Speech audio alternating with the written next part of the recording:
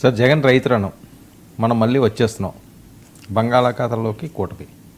ఆయన ఈరోజు తాజా ఆయన పెట్టుకున్న కార్యక్రమం కొద్ది రోజుల్లో కూటమిని బంగాళాఖాతంలోకి చేయటం. మామూలుగా భారత రాజకీయాల్లో బెంగాల్ దగ్గర నుంచి ఆంధ్ర వరకు బంగాళాఖాతంలో కలిపేస్తామంటామని ఒక ఊతపదంగా వాడుతూ ఉంటారు.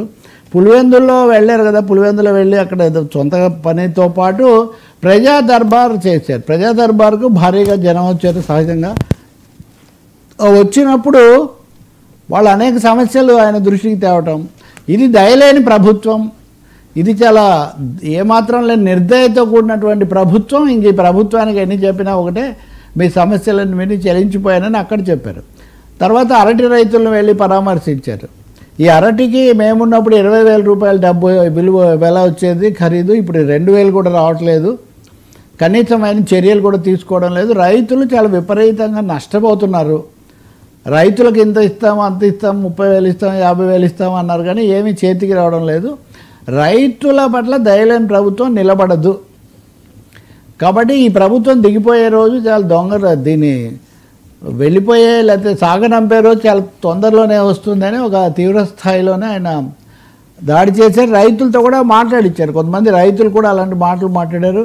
ఇంకొకటి, ముందు నుంచి అంతకుముందు రాజశేఖర రెడ్డి కూడా అనేవాళ్ళు వ్యవసాయం దండగా అన్న ముఖ్యమంత్రి చంద్రబాబు నాయుడు, అందుకని వ్యవసాయం అంటే రైతులు అంటే ఏమాత్రం ఆయనకు లేదని ఒక తీవ్ర స్థాయిలో ఒకటి రైతుల సమస్యలు చాలా ఎక్కువగా ఉన్నటువంటి మాట నిజమే. అనేక రకాల రైతులు, ఇప్పుడు కొబ్బరి పవన్ కళ్యాణ్ కూడా కొబ్బరి రైతుల సమస్య గురించి అక్కడ ఆయన మాట్లాడుతూ ఉన్నారు. ఉల్లికి అంత్యక్రియలు జరిపారు ఈ మధ్య ఒక ఊళ్ళో.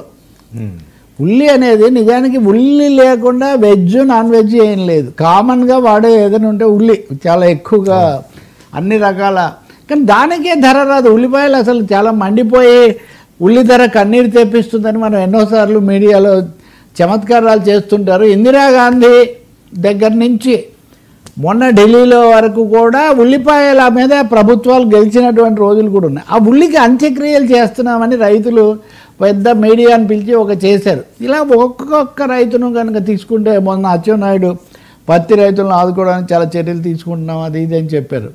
మిర్చి గురించి మనం అంతకుముందు చూసాం. పైగా మోందా తుఫాన్ వల్ల దెబ్బతిన్న పరిస్థితి చాలా చోట్ల ఉంది. కౌలు రైతుల సమస్యలు మరీ ప్రత్యేకం, వాటి గురించి వీళ్ళు ఎవరు మాట్లాడరు. గత ప్రభుత్వంలో కానీ ఇప్పుడు కానీ వీళ్ళందరి సమస్యలు ఉన్నమాట నిజమే, కానీ వీటిని జగన్మోహన్ రెడ్డి ప్రతిపక్ష నాయకుడిగా మాజీ ముఖ్యమంత్రిగా వెళ్ళి విచారించడం చూడడం కూడా ఓకే.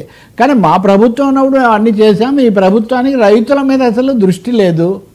వీళ్ళకి పెట్టుబడులు లేకపోతే భూములు వాళ్ళకి ఇవ్వటం, దీని మీదే దృష్టి అన్న పద్ధతిలో చాలా తీవ్రమైన దాడి చేశారు.